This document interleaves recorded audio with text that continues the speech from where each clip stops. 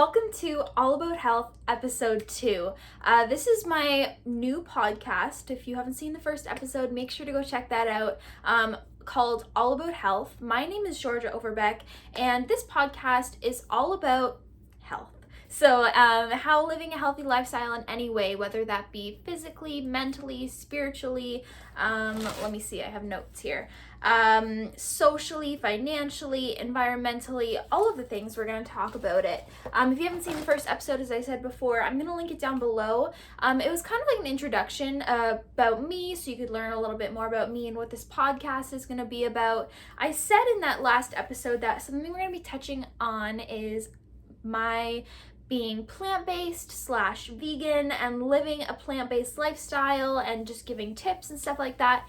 And so I got a few messages asking if I could share a little bit more about that. And so that's what today's episode is going to be, is my story of how, why, and when I went plant-based. And also, I never want to pressure anybody to think that you have to be plant-based or anything. I think it's just really beneficial for our health, for the environment, for mental health, to maybe include a plant-based option every once in a while, or to go have a meatless Monday, or whatever it may be. I have not been vegan or plant-based my entire life, and I don't think that a lot of people are, but I think it's awesome to kind of incorporate that in every once in a while. So we're going to get into that, but first we have to do our weekly segments. So the first segment, if you watched the episode last week, is movie of the week, because as I said last time, we watch a movie every single night or a show, and I want to share what my favorite thing that I watched was this week, and we do that as a family, and so we all get to choose. And so my movie of this week is called Coda, C-O-D-A, and this is actually my dad's choice. He did awesome, and it's kind of a story of this girl whose whole family is deaf, and she's the only one who's not, and so she's kind of been like their interpreter her entire life, and then she gets this opportunity to go off to college, but her family is just starting a new business and they kind of need her, and it's kind of her choosing if she wants to go off and pursue her passions, just becoming herself, or staying with her family. And it was a really good movie. It was a feel-good, like a little bit of a comedy. So if that sounds like your kind of movie, then definitely recommend. I really enjoyed that. And then the second segment that I like to do for these episodes is called Recipe of the Week. So it's, if you follow me on Instagram, it's blondiesbaking_. I post new recipes every single day, or meal ideas or meal inspo. And I thought it would be fun to do a segment where I tell you what my favorite recipe or meal was of that week. So for this week, my favorite meal is actually a recipe, and it is the berry banana bread squares that I recently posted. I believe it's only like 5 ingredients, I think, and it only takes about 20 minutes in the oven, and it's so soft and delicious. If you want to check out the full recipe, it is on my Instagram. I can also link it down below. I believe the only ingredients are like banana, oat flour, baking powder, some cinnamon, some vanilla, and then whatever add-ins you want to do. I added berries, but you could do like chocolate chips or coconut or nuts or whatever you like. So that is my favorite recipe of the week. So now that we got the segments out of the way, we're kind of going to get into this whole episode and my story of how, why, and when I went plant-based. If you didn't know, I actually wrote and published my own plant-based cookbook. This is called Eat the Rainbow. If you're not watching, if you're just listening, my cookbook, I'm holding it up here. And I want to kind of read the dedication at the front, because it definitely explains why I went vegan. But before that, you might not know that I was actually dairy-free. I've been dairy-free, non-dairy, whatever you want to say, don't eat dairy, for the last 5 years. And the reason for that is because I have always had problems digesting dairy. Like, even when I was a baby, my mom always told me I would have dairy and then I would be sick. And when I was like younger, I remember like having a bowl of cereal before bed, and then I would be sick all night because of the milk.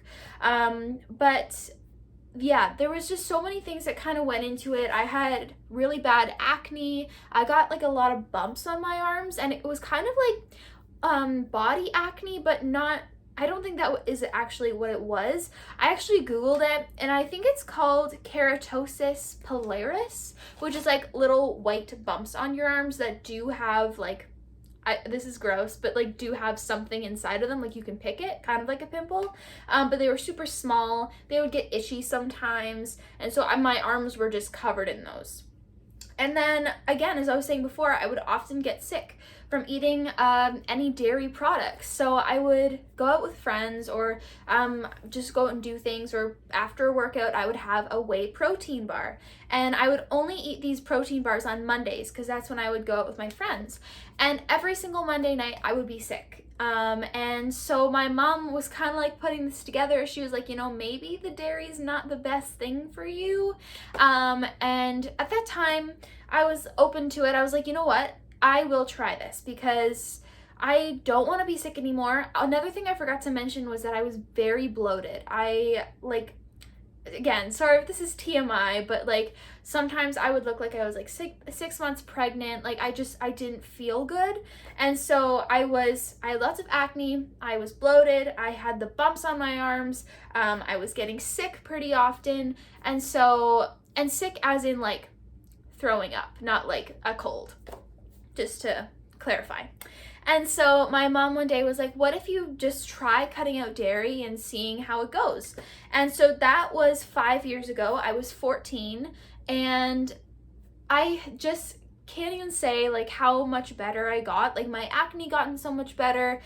The bumps on my arms went away. I was not getting sick anymore, and I felt better overall. And so that was, what year is it? 2022? I think that was like 2017. And so I haven't had dairy since then, on purpose anyway. Of course, I'm not perfect and I do mess up sometimes, or not even mess up, but I just don't realize that what I'm having has dairy in it.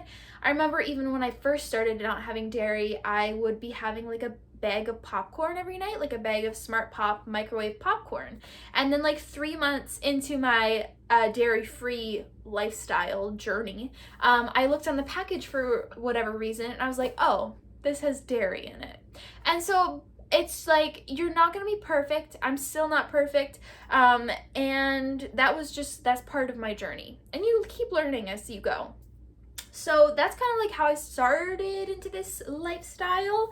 Now I'm going to read the dedication, or a little bit of it, from the Eat the Rainbow cookbook, because this kind of talks about how I went from dairy free and then moved over into like plant-based vegan living, because it is definitely a different thing. Okay, here we go. Let's go back to March 2020. As most people know, that was the month our world changed. My mom suggested that I read the book The Magic by Rhonda Byrne. In that book, it says to set and write down new goals. So picture this. I was sitting in my mom's bathroom because our cat had just had kittens, and our kittens stayed in her bathroom. It was a rainy day, and I was writing out new goals. I sat there and just let whatever came to my head come. The first thing that came to my mind was be vegan. I had never thought of being vegan or plant-based before. I was already dairy-free for health reasons, but I loved chicken, turkey, and steak. But this thought came to my mind and I wrote it down. I didn't have a time frame. I thought maybe it would be in like 5 years or 10 years or even later, but I closed my notebook and put it away.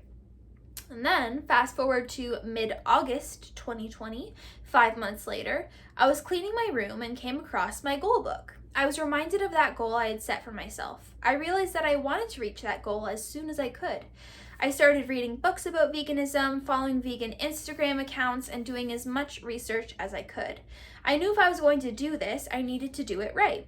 After a few weeks of reading and researching, I tried tofu for the first time. I remember the first time I made it, it was on the barbecue and it stuck bad. My first thought was, maybe this won't work, but I automatically changed that thought to, I can only get better from here. By the end of August, I was fully plant-based and I haven't looked back since. So that's kind of the story of how I started living the plant-based lifestyle. I started like incorporating different foods and like making vegan swaps, and I remember for the first few weeks I was kind of nervous for some reason to tell my mom, and I didn't want to be like, I don't want to like not eat meat anymore. I didn't really eat eggs much before because I didn't really like them. So it was really only the meat for me. But because I make my own meals a lot, it was kind of easy just to stop having the meat. And then it was kind of just like telling her. I'm going to keep going on in here because it kind of explains that more. It says, for a while I didn't tell anyone or post about it because I didn't want to come off as judgmental. And I hate that I had this thought, and I think it's still very popular that people think that vegans or people who are plant-based are very judgmental to those who aren't. And I can only speak for myself. I can't speak for anyone else, but at least for me, I don't care if you are vegan or you eat meat or you're plant-based or whatever. I'm going to do what's best for me, and I hope that you do what's best for you. And if eating meat is what you think makes you feel the best and makes you happy, then I'm going to support you in that. But personally, for me, I don't want to eat meat. I don't want to eat dairy. I don't want to eat eggs. And that's just something like, I hope that you respect me for my decision, and I will respect you for yours. That's my view on it. My mom was the one who actually started telling people. In January to March of 2021, I started posting on Instagram more plant-based recipes that I loved and wanted to share. Then I started getting requests for a plant-based cookbook. I was so excited to be getting this request because it's something I had wanted to do, but I wasn't sure if people would be interested or if I was even qualified. But I decided to start working on it even though I was a little scared. And then a little while later, I think it was about 6 months later, I released the cookbook. So that's a little bit of the introduction in there, kind of my story. And I have not looked back since. I have been vegan for over 2 years now, dairy-free for 5, and it's just such a big part of my lifestyle and a way that I live now, and I really do enjoy it. Something that I want to touch on was kind of the effects that I felt switching from dairy-free and then solely to plant-based. When I went plant-based, the first thing that I noticed was that I had so much more energy. And I remember that I went out for a run, and it was the first run of the season because I didn't run much during the winter because it was very snowy in Ontario.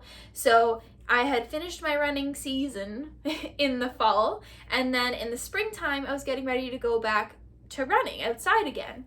And I just felt so good. I felt like I had so much more energy. I felt faster. I've had more like focus, and it was incredible. I was like, that was one of the best runs I've ever done. And the only thing that I had changed was being plant-based. And I hadn't ran for months in between that, but it felt so good. So that's something that I definitely felt. Of course, the bloating got better. My bumps pretty much on my arms pretty much went away. My acne got even better. The only thing that I struggle with now is like blackheads, but I think that's normal for a teenager. And then again, I never get sick anymore. Like I never have like throwing up at night. Sorry again, TMI. But just like I feel so good, and I feel good knowing like mentally about what I'm doing and everything, and I love it. So it's just part of me. I have no plans on going back. A lot of people ask me that. I don't know, maybe one day I might want to, but as of right now, I feel so good living a plant-based lifestyle and eating a plant-based diet, and so I have no plans for going back. Now, I wanted to give some tips in case you were interested on not like going fully plant-based, or even just incorporating, as I said before, some more plant-based options, or plant-based swaps, or a meatless Monday, or whatever it may be. So the first thing I'm going to talk about are some easy vegan swaps that I started doing in the beginning that I still do now. So the first one is I did really enjoy yogurt before I went vegan. I would usually have like the Source 0% yogurt, and then I switched that to now I have a dairy-free yogurt. Some of my favorite brands are Mason, Riviera. They have a really good one like macro-wise, like calorie to protein ratio. I also enjoy the Silk yogurt. That's a good one. Forager Project was one that I had when we were in Hawaii. I believe it's only in the States, but it's really good as well. Another one is cheese. I didn't eat cheese too much before, just because I knew that it didn't sit well with me. But I've kind of like done a swap for that now to crumbled tofu, and you have to hear me out for this. If I'm looking for like a feta substitute, then I will use crumbled tofu, so I'll just crumble it up. Sometimes I like to marinate it in like some vinegar and seasonings and herbs, and that's really good. And that I actually make a Greek pasta salad and use the tofu as my feta. Of course, there are tons of vegan cheeses out there. I don't really buy them just because I don't know if they're the best for you, but there are tons of options if you are looking for one. And then alternatives and swaps for meat. Of course, if you look at the vegan or vegetarian section at any grocery store, there are so many meatless alternatives now, so many different brands, but so you can look through those. I really love the Very Good Butcher, I believe is what it's called. It's a Canadian company, and their ingredients are really good, and really great like protein calorie ratio. Of course, there's so many other brands. There's like Yives and Gardein and Hungry Planet Foods and so many. Just check to make sure that there's enough protein in there, but you should be good if you want to have those. And then I also love to make homemade versions. So I have made like homemade meatloaf with textured vegetable protein before. I've made homemade burgers. I do like a really good crispy tofu, which is almost like a chicken bite alternative. You can do like textured vegetable protein in a pasta sauce, or chili or soups.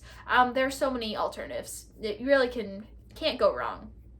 And then for eggs, there is Just Egg. I don't usually have that, again, just because I don't know if it's the best for you. Like, you want to still choose something that is whole food, healthy, good ingredients, you know. So I don't really have Just Egg very often, but that is something that is an option if you're interested. I really like to make scrambled tofu, or I'll get like chickpea flour and you can make chickpea omelets out of those. Those are two great whole food options. Alternative for milk, there are so many milk alternatives. I'm pretty sure more people use milk alternatives than regular milk now. I work at a cafe, and we were saying the other day that I think oat milk is more popular than regular milk now, which is pretty cool. My personal favorites are cashew and almond.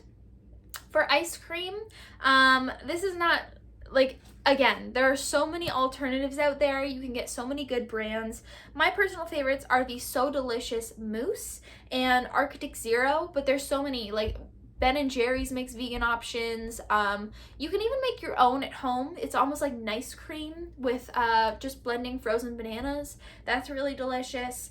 But yeah, so those are some, I don't know why I'm holding a pen all of a sudden. Those are some easy vegan swaps that you can make if you're interested. You could even just start, and again, if you are planning on going plant-based or you want to start incorporating more of these things, just do one at a time. You don't have to do it all at once. This is, again, as we were saying before, this is a lifestyle. So you gotta like change things every once in a while so that you're able to adjust to it. And then I have a few other tips I wanted to add just to finish us off. So number one is to do your research. As I was reading before in the description of my cookbook, you want to make sure that you get enough of everything that you need. So you want to make sure you get enough protein, you want to make sure you're getting enough carbs and fats and micronutrients and vitamins, and that's why it's important sometimes to take supplements and vitamins, especially if you are going plant-based. You want to take a vitamin B12, an iron, and I think that's it. There might be more of them. That's at least what I take. But do your research. Make sure that you're getting enough of everything that you need. Read books, listen to podcasts. You can message me if you have any questions. I'm always here to help. Or you can message any vegan person, and I'm sure that they would love to help as well. And then try new foods. When you are so many people think that being vegan or plant-based is only like lettuce and tomatoes in a bowl. There's so many new foods that your taste buds and palate are going to be open to. Seeds and nutritional yeast and quinoa and so many different vegetables and tempeh and tofu and try them out. Like, you might think that you don't like them, but just try it and try cooking things different ways or eating them different ways. You never know how you might like it.